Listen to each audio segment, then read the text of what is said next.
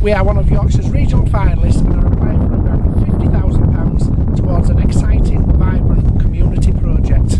This project will involve the making of 15 raised beds with full disabled access, a sensory garden, a chill out zone with picnic tables and chairs, and also a composting educational centre for children where they'll be able to build their own composting vessels, test them out, test the composting procedure, and learn all about recycling, which is very good. It's vitally important you vote for us on November the 23rd. It's alright. Gently stand. I'm going to ask, what sort of vegetables do you eat? I eat broccoli and carrots. Carrots, yeah. Would you like to grow up eating carrots on this site? Right, come here, sunshine. Daddy, can I do my favourite? Yes. Can you stand that spread? You dig it all out for this one then. Let's have a look. You spare Daddy, time. you've forgotten me now. Why don't you use it? Oh, can I use it? Put your name on, so it's yours, okay? Name on. I want to Another one. Name on. That's it. It's not bad. Take pencils to okay, good lad. You're going back now. Just gently put the sign What, back for out. school? Get your clipboard to Mr. Neck on your pencil. Would you like to grow here? Carrots, strawberries, apples, tomatoes, carrots, peas, pears, sweet corn, radish. Any other veg? Yeah. Oh, yeah. Cabbage.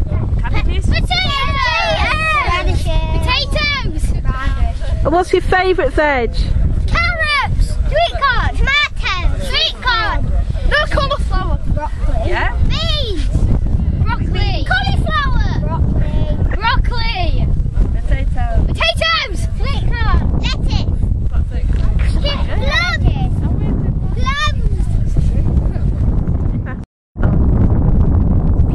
Please vote for us on this project. It's so important we get this grant of £50,000. It will change the lives of so many people in this community and also a much wider audience from all corners of the county.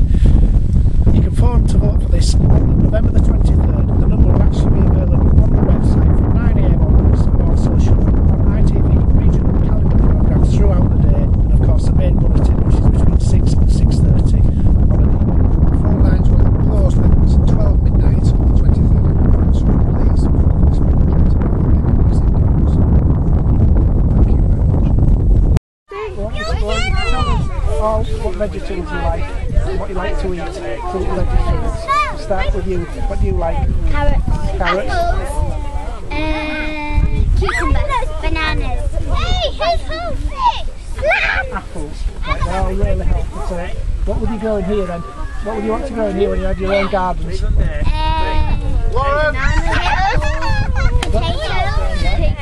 Lettuces. Carrots. Carrots. Rhubarb. Corn on the cob. Rhubarb. Carrot. Any more? Broccoli. Cauliflower. Carrots. Cabbages. Broccoli. Green beans. Runner beans. Mikey. French beans. So when we get these raised vegetables, come down from school with all your own vegetables.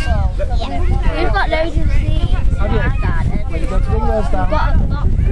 Have you? And tomatoes. Tomatoes, that's a good one. Cucumber, broccoli, cabbage. Cabbage, that's a good one. What about cauliflower? Cauliflower. Cauliflower. Cabbage. I mean, broccoli. Like carrot? I love Courgettes? Yeah, that's nice. Leeks and cheese sauce. Thyme. How many herbs do you know? How many different herbs do you know that grow like chives and parsley? Do you know any more? Parsnip. Thyme, rosemary. Right, thanks for one then, everybody. All nice smelling herbs, aren't they? That's good. I'd like to welcome you to the Wildlife Habitat Protection Trust's first initial project, which is the Oak Park Plantation Woodland. The woodland was purchased by the Trust in 2006 and it was a completely unmanaged area, devoid of life, and we've actually transformed that since then. As Craig just explained, it was completely broken down when we bought it 3 years ago. We've since transformed it. As you can see behind me, this particular area here was completely dead. There was a lot of rubbish tips here. We've put this lake in, and in the space of 18 months it's absolutely full of life with all types of insects, dragonflies. We've even got a pair of kingfishers now resident on this area. There's sticklebacks, minnows. As you can see around the lake as well, we've got feeding stations. We've about 200 feeding stations, over 150 nest boxes. We've got bats, pipistrelle bats roosting in the trees, and it's now being used by many different user groups, including the Scouts, Cubs, Brownies. We work very closely with the probation service, who have recently built us an apiary which have 10 beehives in now.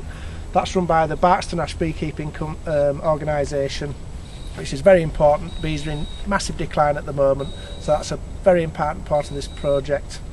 We've also had some very good visits from the schools to the apiary, where they've actually been shown how the honey is produced. They've been able to actually stick their finger in the honeycomb and taste the fresh honey, which is an experience some children have never ever experienced.